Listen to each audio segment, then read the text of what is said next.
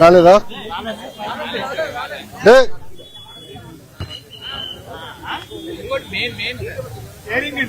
Sharing sharing is caring.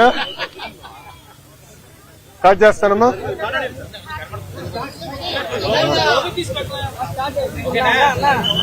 Media మిత్రులందరికీ నా నమస్కారం.